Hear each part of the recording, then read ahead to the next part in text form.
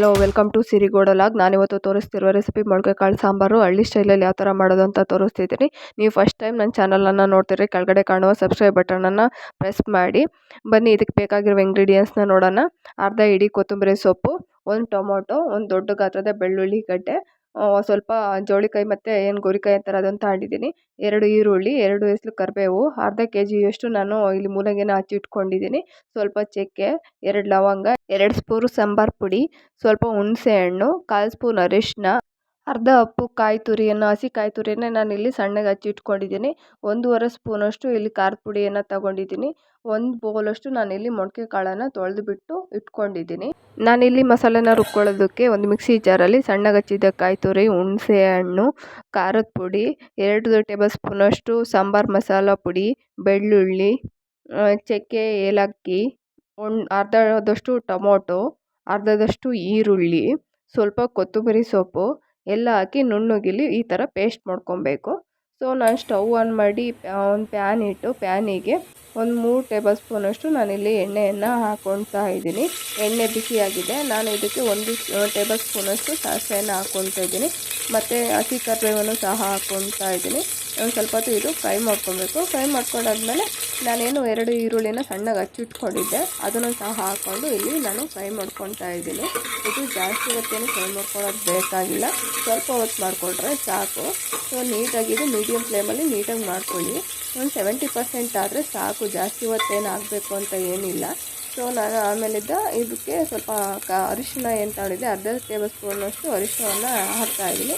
ಹಾಕಿ ಸ್ವಲ್ಪ ಹೊತ್ತು ಇದನ್ನು ಫ್ರೈ ಮಾಡ್ತಾಯಿದ್ದೀನಿ. ಅರಿಶಿನ ಸ್ಮೆಲ್ಲೆಲ್ಲ ಹೋಗಲಿ ಅಂತ ಹೇಳ್ಬಿಟ್ಟು ಚೆನ್ನಾಗಿಲ್ಲಿ ನಾನು ಮೀಡಿಯಮ್ ಫ್ಲೇಮಲ್ಲೇ ಫ್ರೈ ಮಾಡ್ಕೊತಾ ಇದ್ದೀನಿ. ಆಮೇಲೆ ನಾನಿಲ್ಲಿ ಅರ್ಧ ಟೊಮೊಟೊವನ್ನು ಹಚ್ಚಿಟ್ಕೊಂಡಿದ್ದೆ ಸಣ್ಣಗೆ, ಅದನ್ನು ಸಮೇತ ಹಾಕ್ತಾಯಿದ್ದೀನಿ. ಸೊ ಅದನ್ನು ಹಾಕಿ ಸ್ವಲ್ಪ ಹೊತ್ತು ನಾನಿಲ್ಲಿ ಫ್ರೈ ಮಾಡ್ಕೊತಾ ಇದ್ದೀನಿ. ಹಾಗೆ ನಾನಿಲ್ಲಿ ಮೂಲಂಗಿಯನ್ನು ತೊಳೆದು ಇಟ್ಕೊಂಡಿದ್ದೆ, ಅದನ್ನು ಸಮೇತ ಇದಕ್ಕೆ ಹಾಕ್ತಾಯಿದ್ದೀನಿ. ಮೂಲಂಗಿ ನಾನು ಅರ್ಧ ಕೆಜಿಯಷ್ಟು ಇಲ್ಲಿ ಯೂಸ್ ಮಾಡಿದ್ದೀನಿ. ಸೊ ಇದನ್ನೆಲ್ಲ ನೀಟಾಗಿ ತೊಳೆದು ಇಟ್ಕೊಂಡು ಇದಕ್ಕೆ ಹಾಕಿ ಸ್ವಲ್ಪ ಹೊತ್ತು ಫ್ರೈ ಮಾಡಬೇಕು. ಇದಕ್ಕೆ ನಾವು ಅರಿಶಿನ ಹಾಕಿದ್ವಲ್ವ, ಅರಿಶಿನ ಎಲ್ಲ ಮೂಲಂಗಿಗೂ ಹತ್ತಬೇಕು, ಆ ಥರ ಫ್ರೈ ಮಾಡ್ಕೊಬೇಕು. ನಾನು ಇಲ್ಲಿ ಸ್ವಲ್ಪ ಉಪ್ಪನ್ನು ಆ್ಯಡ್ ಮಾಡ್ಕೊಂಡಿದ್ದೀನಿ. ಮತ್ತು ಇದು ನೀಟಾಗಿ ಬಾಡಿಸ್ಕೊಂಡಾದ್ಮೇಲೆ ನಾನೇನು ಮೊಳಕೆ ಕಾಳನ್ನು ಎಲ್ಲ ತೊಳೆದು ಇಟ್ಕೊಂಡಿದ್ದೆ ಅದನ್ನು ಸಮೇತ ಹಾಕಿ ನೀಟಾಗಿ ಇಲ್ಲಿ ಫ್ರೈ ಮಾಡ್ಕೊತಾ ಇದ್ದೀನಿ.